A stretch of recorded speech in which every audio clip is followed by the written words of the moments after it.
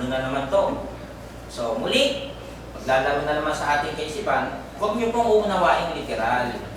Ano, baka pumapasok sa isip natin, ay kayamanan to na literal na ganito pagbabahagihin. Hindi po, parable nga, talinghaga.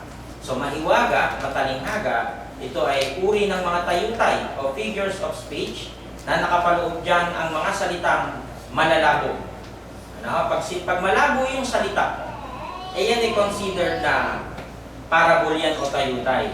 Ano po, sa sample natin mamaya. Kasi pag literal, madali namang maunawaan. Sinampol natin dati yung mga, halimbawa, idiomatic expression na kalapating mababa ang lipat. Pag ginawa mong literal yun, ano ba yun? Eh nakita ko, kalapating mababa, hindi ganun yun. Hindi ganun ang application nun. Ano? May ibig sabihin yun. Ano po? So, ganun din dito na sinasabing the parable of the hidden treasure. Kaya aaralin natin siya para makita natin yung kahulugan ng napakagandang kayamanang natatago na ito. Ano po? Ayon sa context, sa context po ng ating sinusubaybayan sa chapter 13 verse 1. The parable of the hidden treasure is a well-known parable of Jesus which appears in Matthew 13:44 and illustrates the great value of the kingdom of heaven. It immediately precedes the parable of the pearl, which has a similar theme. So, yung binabanggit niya na parable of the pearl at parable of the hidden treasure, pareho lang yan. Ano ba, papakita natin mamaya paano nagkapareho siya. Ang sabi sa 1344 sa NIV, the kingdom of heaven is like. Ayan, may comparison na naman. Ano ba? Nung nakaraan, the kingdom of heaven is like a mustard seed. Ngayon naman, the kingdom of heaven is like treasure hidden in a field. When a man found it, he hid it again. And then, in his joy, went and sold all he had and bought that field. So, nilalagay tayo ng ating Panginoong Hesus sa isang kaisipan na kahit sino naman ang makakita ng kayamanan, dadalhin mo ba agad yan?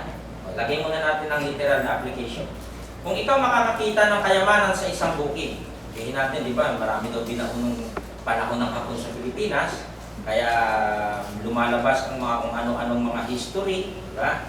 Tayo daw yung Ophir, kaya mga ganyan, nakikita natin. So, kung ikaw sa literal na paraan, makakakita ka ng isang kayamanan, iuuwi mo ba agad? Di ba hindi? Bakit? Kasi baka may makakita. Tama po, di ba? Napakaina mo pag inuwi mo agad. Ano, dala-dala mo? Wala kang lalagyan? So, ang gagawin mo ngayon, itatago mo, sigurado yan. At babalikan mo mamayang gabi para walang makakita. So, ganun po yan, hindi po ba? Walang nakakita ng kayamanan na inuwi niya agad. Alam mo mangyayari sa daan pag ikaw ay nakita sa iyo ng tao, yan pag-aagaw-agawan niya. So, may ilang larawan po dito na natatagong kayamanan. Ano ba ito? Na natagpuan ng isang tao. Ang kayamanan, perlas o mga mamakaling hiyas. Kapag ang isang tao ay nakatagpo ng mga kayamanan o magandang perlas, lahat ng paraan ay kanyang gagawin. Siguradong itatago niya muna ito at hanggang sa punto na ipagbili niya ang lahat upang makamtan ito. Bakit niya ipagbibili ang lahat? Kasi kaya niya ipagbibili ang lahat, aalis siya dun sa lugar. Tama? Bakit? Mayaman na siya. Aanhin mo pa yung mga property mo na yan. Kung maging marinig pa ng mga tao at malaman ng mga tao, kaya yan yung mama, nakabukay yan eh. Pati patay ka ngayon. Nagkakaroon ng threat ang buhay mo. Kaya gagawin mo lahat, ipagbibili mo. Ipagpapalit mo sa madaling salita, kapalit nung natagpuan mong kayamanan na yun. Dahil alam mong mas malaki ang value nito. So doon po tayo nilalagay sa kaisipan na yun, ano po, sa talinghaga na ito. Kaya nga ginamit ni Jesus ang talinghagang ito upang ipaliwanag ang kahulugan ng kaharian ng langit o ng pag-aari ng Diyos. Ulit, the kingdom of heaven is like treasure hidden in a field. When a man found it, he hid it again, and in his joy he went and sold all he had and bought that field. Para mapasa kanya kayamanan, ayaw niyang alisin, bibilin daw niya yung field. Ano po? Ngayon, ano ang ibig sabihin ng natatagong kayamanan sa bukid? Ito na, application na tayo. Ano po? Iisa-isahin po natin. Napakagaling ng Word of God pagka ikaw ay bumabase palagi sa pag-aaral na may kinalaman sa konteksto. Ano po, hindi pwede kasing ibahin yung nakasulat dyan.